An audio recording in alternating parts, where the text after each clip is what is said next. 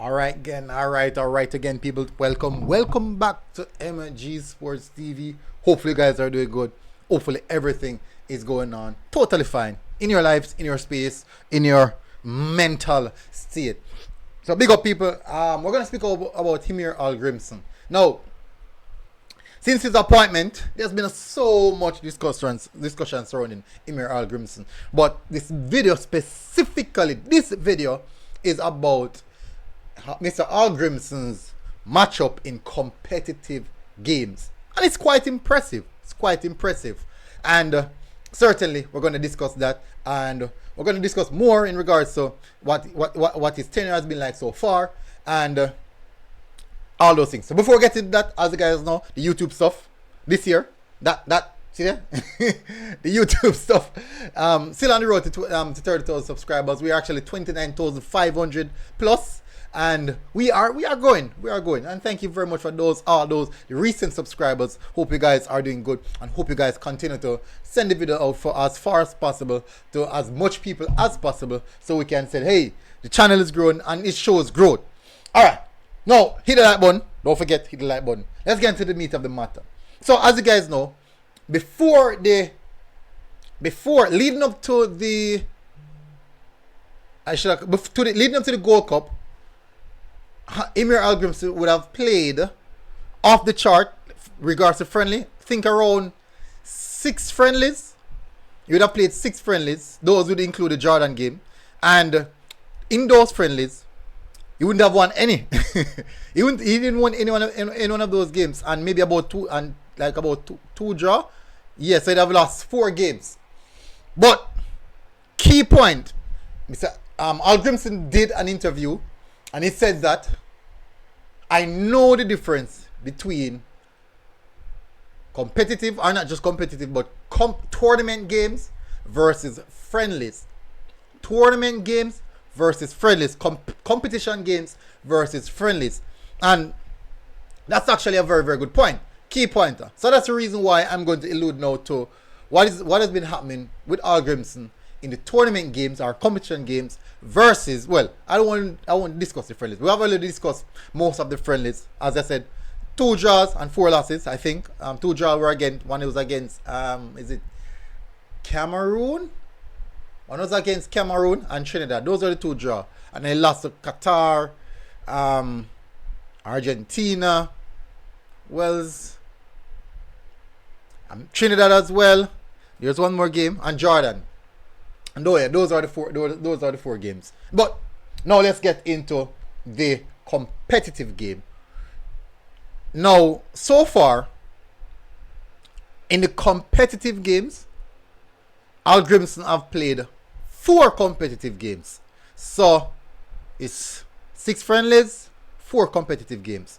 In the competitive games, these competitive games includes Mexico, USA, Trinidad, and St. Kitts and Nevis.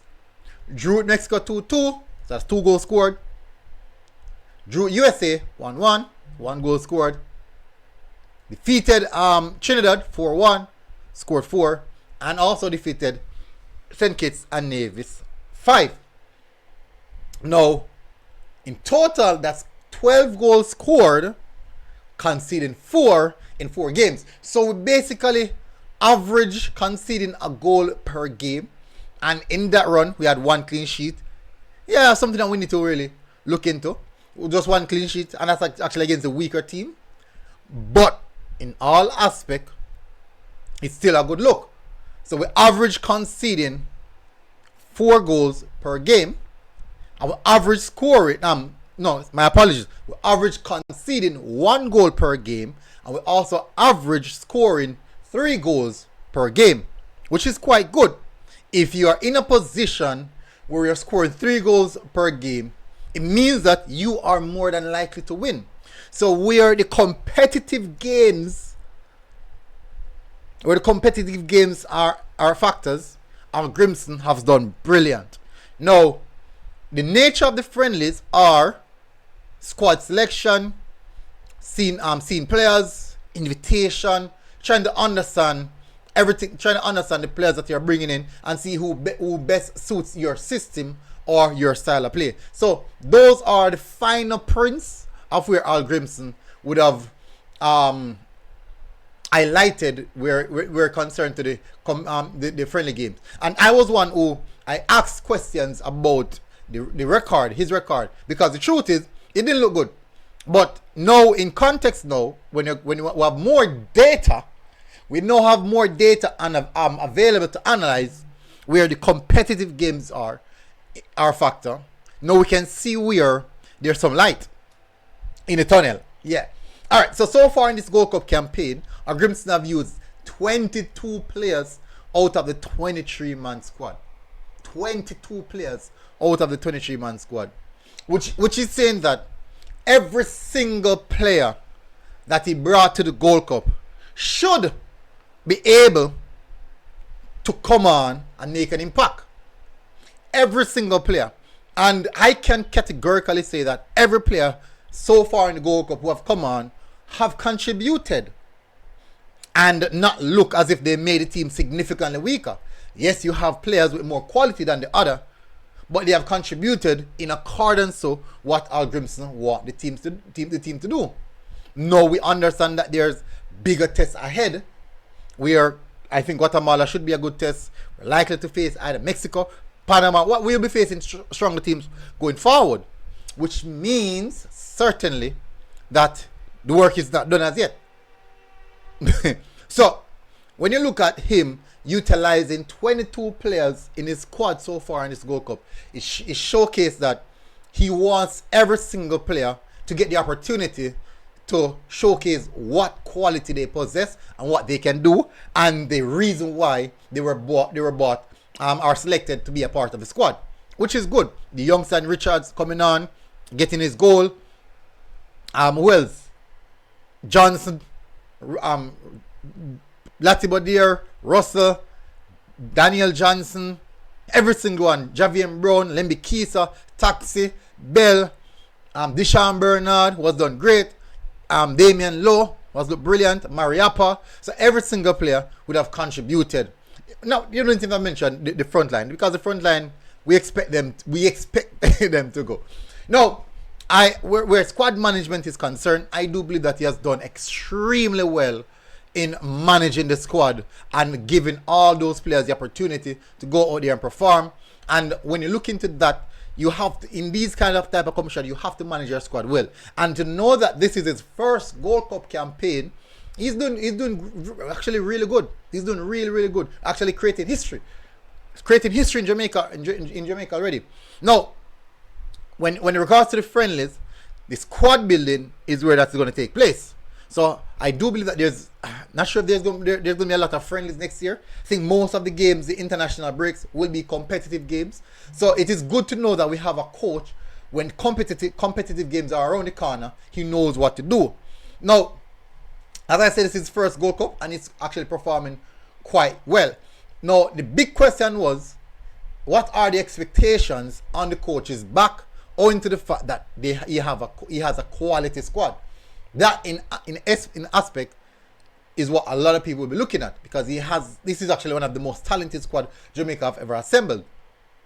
But the expectations behind that would be a big. We were expecting to go far on all these things, and so far he's managing those expectations quite well.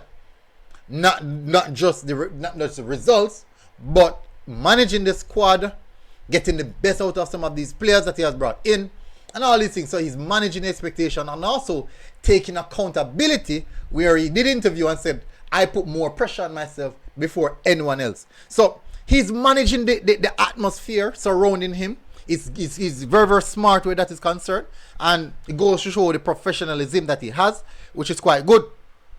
And I think he's a very interesting character in how he go about doing his job. Very interesting. And so far I have to say, hats off. Well done so far in the Gold Cup campaign.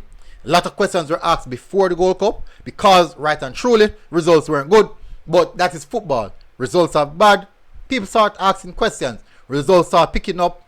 Things are starting to look bright and shiny. Now we do understand that not all the time results will be looking good. But what we want to see is a bit of repetition of what we're seeing right now. The application, the team tried, the effort, all these things we want to see. And then if we lose, we can say, okay, fine. We were beaten by the better team, and it was obvious that team was the better team. Very, very obvious. Now, a big test, I do believe that if we, just in the event we get past Guatemala, I do believe that if we face Mexico, that would be a true test to how far we have come. And when you look into it, played Mexico last time and drew them 2-2 in the Azteca, or at the Azteca. Now, if we should face them again, this would actually showcase how far we would have reached and how far since we played Mexico up until now. Now, one of the main factor I want to really allude to is this.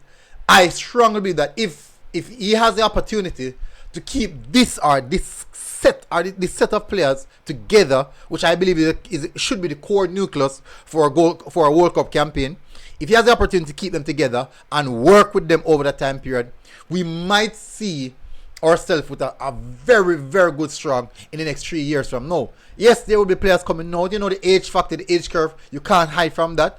But you have players coming in and coming out. But we want to have minimum 10 of these players that we have in the squad right now as the main nucleus of that World Cup, the upcoming World Cup squad. And I wish he can really hold that set of players in keep those players in position in the squad, and hope these players also maintain their position by continuing to play at a high standard, so that they don't fall away out of the squad and other players coming to pick their position, because there are other players coming in who are hungry, younger, fitter, higher ceiling, and all these things who want their position. But we have to be resilient where the squad building and also the core of the squad is concerned. You can call age and all these factors. We need that core. We need the core of the squad going to the World Cup. We are actually looking at the core squad right now. We'll need it. So I do believe that these are the aspects of what Hallgrimsson is looking at, and this is what he's building. So far, in my view, it's a good look. Hope to see these wins continue in the Gold Cup campaign, and I'm pretty sure that despite the end result, I think we can say that this Gold Cup campaign so far has been almost a successful one in many different aspects. Yes, we would want to win it, but there's many different circumstances surrounding a team winning a tournament and going far in the tournament. Expectations are different when you look at many variables. As I said, I think Mexico would be the favorites because they have a squad a talented squad, and also a squad of players who have been playing together for a longer time period. So I would put them as favorites. But certainly, based on the quality that Jamaica have, I do believe that just quality alone would put us close amongst those guys. So, another aspect, I want to say this certainly has been a good one. And well done, Hallgrimsson. Looking forward to see more progression of the squad and more progression as you as the coach of the Reggae Boyz. Big up. You have done great so far. I know people are going to say, hey, MG, you say that one, but that's how football go. When data is available, perspective change. Big up, people. Smash the like button, hit the subscribe button, and I hold myself accountable. Yes, I work with the data that I had available at then. Fine. Now I have different data, can analyze it different. What if in the next couple of months to come there is different data? Hopefully not. But we have to assess as the team progress going by via the data that is available. That is how you assess things. And that's how you have successful business data, right? Anyways, big up, people. Smash the like button, hit the subscribe button. Tell us what you think about Hallgrimsson's Gold Cup campaign so far. Big up, people. Much respect. MG Sports TV. I'm out, and God bless. Boom.